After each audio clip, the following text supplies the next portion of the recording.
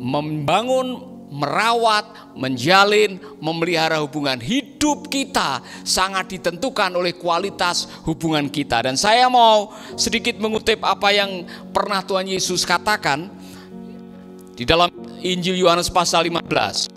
Allah di dalam aku dan aku di dalam kamu. Sama seperti ranting tidak dapat berbuah dari dirinya sendiri kalau ia tidak tinggal pada pokok anggur, demikian juga kamu tidak berbuah jikalau tidak tinggal di dalam aku. Saya mau mengambil prinsipnya bahwa yang namanya berbuah, produktif, kreatif, menghasilkan, mencapai tujuan tidak bisa dipisahkan dari hubungan. Saudara-saudara, bahkan saya berani mengatakan ini, tidak ada keberhasilan yang diraih sendirian. Semua mengatakan tidak ada keberhasilan yang diraih sendirian. Orang-orang yang berhasil, orang-orang yang produktif, orang-orang yang telah menghasilkan sesuatu yang nyata, mereka adalah orang-orang yang punya hubungan yang baik. Saya yakin hubungan dengan Tuhan, hubungan dengan sesama, hubungan dengan pasangan, hubungan dengan diri sendiri. Nah saudara-saudara, saya sudah menyampaikan beberapa seri mengenai ini. Sekarang saya mau melihat dari sisi yang lain. Saya mau melihat dari sisi penghalang-penghalang yang bisa merusak hubungan. Kebiasaan-kebiasaan yang bisa merusak hubungan. Tabiat-tabiat yang bisa merusak hubungan. Kelemahan yang kita miliki yang bisa merusak hubungan. Saya memiliki, saudara memiliki. Dan kita semua di School of Marriage kita belajar untuk menghilangkan hubungan ini atau penghalang ini, atau mengurangi atau meminimalkan apa yang menjadi kelemahan kita supaya kita bisa berhasil. Saya ulangi ini. Kalimat ini bagus sekali. Orang yang cerdas membangun dan memelihara hubungan, hidupnya lebih bahagia, lebih sehat, dan umur panjang.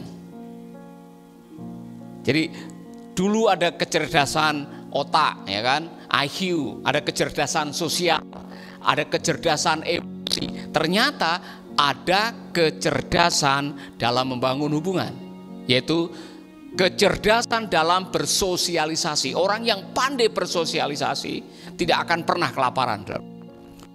Yang pandai dalam bersosialisasi akan dipromosikan oleh Tuhan.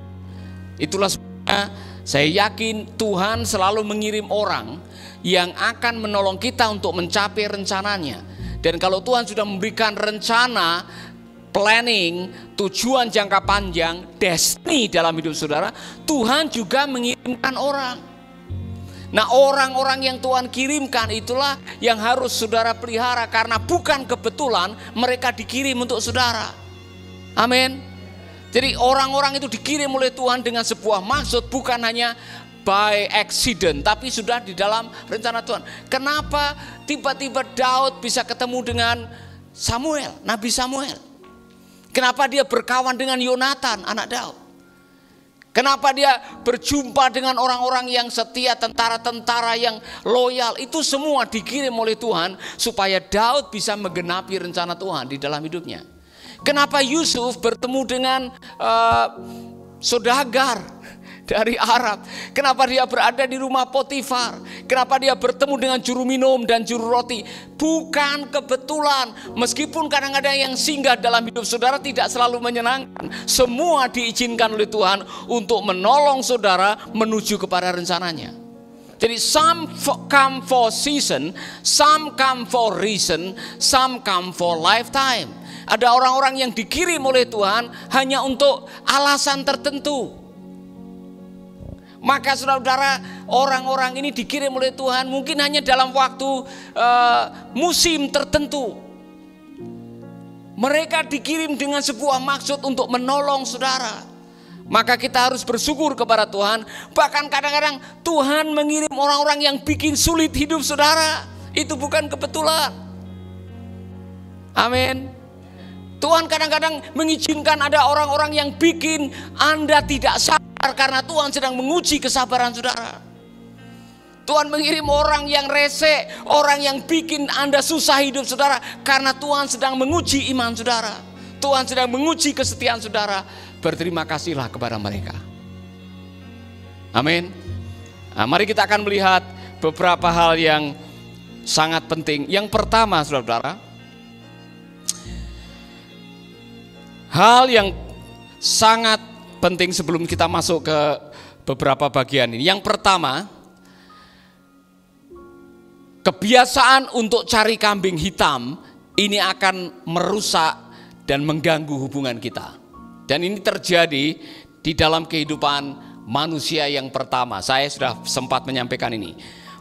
Ketika Adam dan Hawa jatuh dalam dosa dan mereka menyadari dosanya, kemudian mereka bersembunyi, kemudian Allah bertanya kepada mereka, manusia itu menjawab, yaitu Adam menjawab, perempuan yang kau tempatkan di sisiku, dialah yang memberi dari buah pohon itu kepadaku, maka aku makan. Perempuan itu, ada penafsir yang mengatakan, jadi Adam yang sudah melanggar. Nah, dengar baik-baik, yang namanya pelanggaran itu selalu mengganggu hubungan. Jadi sebelum saya masuk ke sana, hanya melanggar itu mengganggu hubungan. Kenapa? Karena Anda melewati batas. Namanya melanggar, itu namanya melewati batas, over the border. Setiap orang punya border. Setiap orang punya privacy. Setiap orang punya pagar, ya kan? Kita semua yang namanya manusia itu adalah orang yang etnosentris. Kita semua tidak mau apa yang menjadi privasi kita dilanggar. Karena ketika kita privasi kita dilanggar, saudara pasti akan tersinggung. Saudara pasti akan berontak. Saudara pasti akan melawan. Saudara pasti tidak disukai orang. Ya kan? Contoh, menurut survei, orang-orang yang dari Eropa itu sangat space. Mereka menghargai space, yaitu jarak. Buat mereka, jarak adalah rasa aman. Jadi kalau saudara lewat di rumah orang mereka, kemudian saudara tiba-tiba masuk nyelonong tanpa memberitahu, atau saudara duduk di sampingnya tanpa minta permisi, saudara intruder, saudara sudah masuk di dalam wilayah rasa zona aman mereka, dan itu bisa jadi masalah. Makanya kalau di Indonesia kan tidak masalah, saudara duduk di mikrolet berdempet-dempetan sampai senggol-senggolan, itu tidak masalah. Untuk orang-orang Eropa atau orang Amerika yang menghargai space, itu jadi masalah, karena itu dianggap Anda melanggar batas. Nah, saudara-saudara, ada orang-orang di dalam hubungan yang tidak tahu batas. Mereka tidak tahu bahwa orang yang kita ajak hubungan itu mereka punya privacy. Saudara, ini contoh, saudara. Saudara ketemu dengan cewek dari Amerika, Eropa, baru kenalan sudah langsung tanya, umurmu berapa? Oh, itu kurang ajar. Karena Anda sudah melanggar privacy. Ya kan, umur itu privacy. Atau ada orang bule atau lagi datang ke Indonesia, ikut mission trip, kemudian mereka beli sesuatu, kemudian sudah tanya, harganya berapa? Harganya berapa? Itu sangat tidak sopan. Bisa-bisa orang itu tidak mau berhubungan dengan saudara lagi. Karena apa? Melanggar batas. Jadi masing-masing kita etnosentris, kita punya batasan. Ketika Anda melanggar batas, Anda akan kehilangan hubungan. Amin. Waspadalah, makanya jangan sampai melanggar batas, karena kita semua punya batasan-batasan. Saudara, ada yang rude, yang tidak sopan, yang harus saudara jaga, karena masing-masing kita, budaya kita beda-beda, ya kan? Ada bagian-bagian yang oke, ada bagian yang tidak oke. Contoh, kalau saudara datang ke sebuah pesta, ini contohnya, saudara saya undang ikut pesta di rumah saya, kemudian saudara bawa ember untuk mengambil makanan-makanan sisa, masukkan ke ember. Buat saya tidak akan undang lagi. Ya, maka kebiasaan bongkot itu, bawa tas kresek masukin makanan, bontot ya, saudara bisa dianggap Anda tidak sopan. Jadi hal-hal seperti demikian juga dalam hubungan pribadi, saudara. Masing-masing kita punya namanya privacy, dan sebetulnya Pak Arifin menyinggung ini. Maka seorang laki-laki harus meninggalkan ayah dan ibunya, bersatu dengan istrinya, meninggalkan ayah dan ibunya. Kenapa? Karena menurut survei, Pernikahan yang bahagia adalah pernikahan yang dibangun di atas privacy.